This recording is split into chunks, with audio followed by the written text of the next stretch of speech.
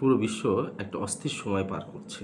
আমরা জানি যে ইরান এবং আমেরিকা ইসরায়েলের মধ্যে যে যুদ্ধটা, এই যুদ্ধটা গোটা বিশ্বের মধ্যে একটা ভিন্ন অস্থিরতা তৈরি করেছে, এটা আমরা জানি। এখন আমাদের কাছে প্রশ্ন হচ্ছে যে আমরা মূলত কার পক্ষে থাকবো বা কাকে সমর্থন করতে পারি, এটা নিয়ে অনেক ডিবেট চলছে অনলাইনে, আমরা জানি।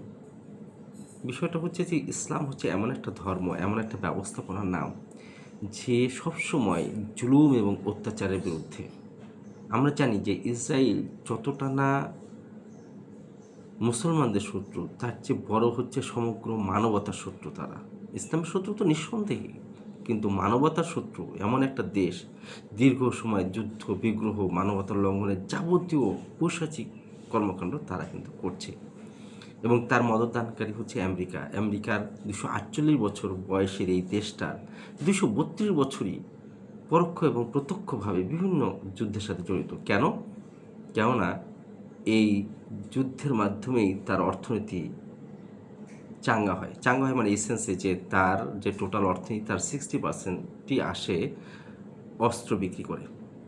সুতরাং যুদ্ধ যখন সারা বিশ্বে চলবে ততক্ষণ তার অর্থনীতিটা সচল থাকবে। যদিও বর্তমানে এই দেশটার প্রায় $40 ট্রিলিয়ন ঋণে জর্জরিত এবং খুবই ভঙ্গুর অবস্থা অর্থনীতিতে, কিন্তু যুদ্ধবাজি এই দেশটা যুদ্ধ থেকে বিরত থাকে না।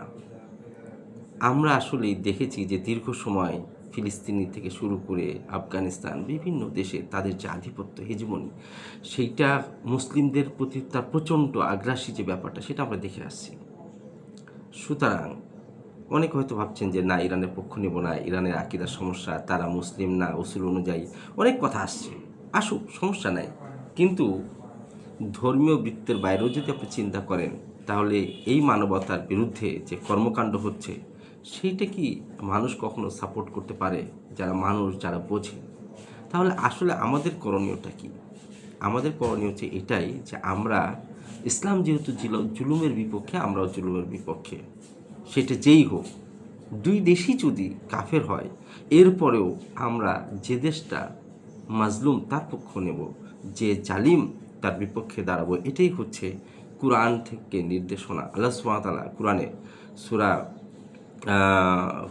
হুদের 113 নম্বর আয়াতে স্পষ্টভাবে বলছে যে ওয়ালা তারকানু ইলাল্লাযিনা যালামু, তোমরা জালিমদের দিকে ঝুঁকে পড়ো না, অর্থাৎ জালিমদেরকে সমর্থন করো না।